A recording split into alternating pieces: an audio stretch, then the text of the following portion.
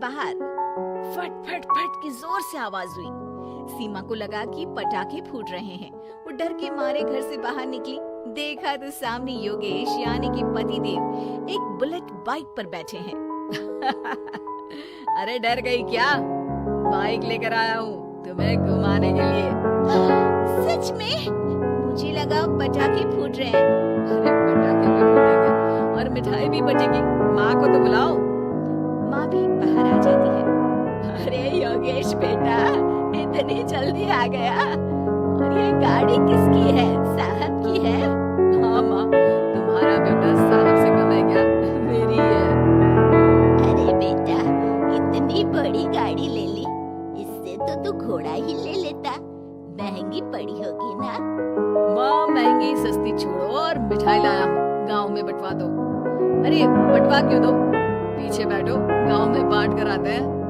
सब खुश थे। योगेश गांव के बाहर एक कोयले की खदान में मजदूरी करता था। मेहनत और अकल से उसने वहां ठेकेदारी का काम सीख लिया और सूझबूझ से ठीक ठाक पैसा बनाने लगा। गांव में बात फैल गई कि योगेश के घर धमाका गाड़ी आई है। ऐसी गाड़ी पहले कभी किसी ने गांव में तो देखी नहीं थी। योगेश और माँ गाड़ी से वापस घर आ जाते हैं। बेटा, बाबूजी ऊपर से देख रहे होंगे और आशीर्वाद भी दे रहे होंगे तुझे। वो होते तो उनको भी घुमाता माँ। पूरे गांव में नाच नाच के मिठाई बांटने जाते। जैसे मैंने नाच नाच के बांटी थी जब वो अपने लिए एक साइकिल लेकर आए थे। बस बस, बाबूजी दो बात भी सुनाते कि फटफट वाली फटफटी ले आया। सीमा आगे कहती है, अपने लिए तो ये गाड़ी ले आए और मेरे लिए? अरे ये गाड़ी तुम्हारे लिए ही तो है। पक्का मेरे लिए है? अरे पक्का तुम्हारे लिए है। अगली सुबह जब योगेश सो रहा होता है तो उसे बाहर से गाड़ी की आवाज आती है। वो घबरा कर चिल्लाता है, चोर चोर, मेरी गाड़ी ले जा रहा है, चोर चोर। माँ भी जागती है और योगेश के साथ दरवाजे की तरफ भागती है। जैसे ही दोनों बाहर निकलते हैं तो देखते हैं कि सीमा गाड़ी चला रही है। अरे बहू, नाक कटवाओगी क्या? ये क्या कर रही हो? अरे गिर जाओगी, ये क्या कर रही हो तुम? सीमा गाड़ी को रोक कर कहती है, सारे गांव में घुमा लाई, कहीं नहीं गिरी। क्या? सारे गांव में घुमा लाई? अरे लोग क्या कहेंगे बहू? सोचा क्या एक बार? यही कहेंगे कि कितनी अच्छी गाड़ी है। अरे तुम्हारे बारे में। हाँ, कहेंगे ना कि देखो कितनी अच्छी गाड़ी पर बैठी है। बहू गाड़ी रखकर योगेश और सासू माँ के पास जाती है। तुमने कब गाड़ी चलाना सीखा? हमारे बाबूजी के पास पुरानी स्कूटर थी, सीख ली। फिर स्कूल में एक मास्टर जी भी ऐसी ही गाड़ी लेकर आते थे, उन्होंने सिखा दी। हाँ, स्कूल के मास्टर आजकल यही सब तो सिखा रहे हैं। पढ़ाई का कुछ सिखाते तो कुछ भला होता। अरे बहू, अब गाड़ी मत चलाना।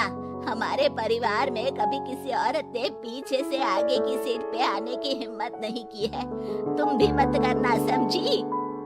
जी समझ गई माँ जी। सीमा सास की बात सुनकर चुपचाप रसोई में जाकर उदास होकर खाना पकाने लगती है। सास सुबह सुबह मंदिर से पूजा करके लौट रही होती है। तभी उसे दो औरतें रोक लेती हैं और कहती हैं, अरे बहू को थोड़े अच्छे लक्षण भी सिखा दो। गाड़ी चलाने निकली थी, गांव की मर्यादा का कोई ख्याल नहीं है। वही तो, अरे पैसे आने लगे हैं तो क्या मतलब कि किसी रीति रिवाज को नहीं मानोगे? अरे समाज में रहना है तो समाज के ढंग से ही रहना पड़ता है। अरे लाज भी नहीं आई बहू को?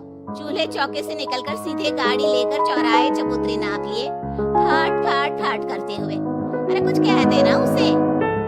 अरे ये क्या कहेगी, बूढ़ी सास है, इनकी थोड़ी न चलती होगी घर में। हाँ, बहू की ही चलती होगी, मर्जी भी और गाड़ी भी। सास सब सुनकर घर आती है और बहू को चिल्ला के बुलाती है, अरे नाक कटवा दी सबके सामने गाड़ी चलाकर। औरत जात गाड़ी नहीं चलाती। शहरों में तो 4 पहियों वाली गाड़ी भी चलाती हैं और हेलीकॉप्टर, हवाई जहाज भी। शहर में थोड़ी ना रहती हो मैडम साहिबा। आज के बाद गाड़ी से ही नहीं, यूं भी निकलना बंद तुम्हारा घर से। माँ सही कह रही है, कहीं भी जाना हो तो मुझे बता देना, मैं लेकर चलूंगा। आज माँ को तुम्हारे कारण कितनी बातें सुननी पड़ी। इतना कहते हुए योगेश वहाँ से चला जाता है।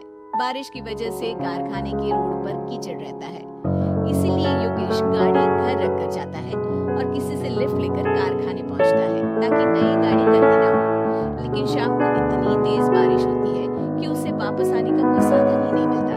बारिश बढ़ती जाती है, रात के 11 बज जाते हैं। रास्ते में एक नदी का ब्रिज है, अगर उस पर पानी आ गया तो योगेश कारखाने में ही फंस जाएगा। पूरी रात भूखी प्यासे बितानी पड़ेगी। घना अंधेरा, बिजली की कड़कड़ाहट और तेज बारिश। राजेश डर भी रहा था, ठंड से कांप भी रहा था। तभी उसे रोड से आती हुई एक रोशनी दिखती है। वो देखता है कि उसके सामने एक बाइक आकर खड़ी हुई है।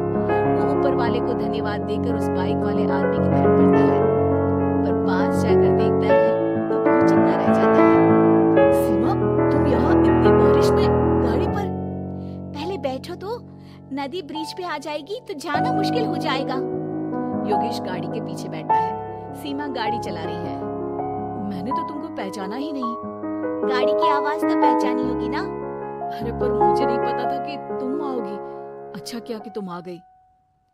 माँ नहीं आने दे रही थी, पर हमेशा पति पत्नी की रक्षा थोड़ी ना करेगा, पत्नी को भी तो करनी चाहिए।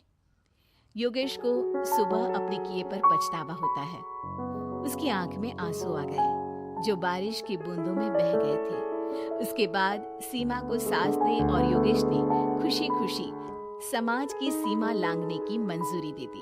अब वो जहां भी जाती फट फट फट गाड़ी पे ही जाती।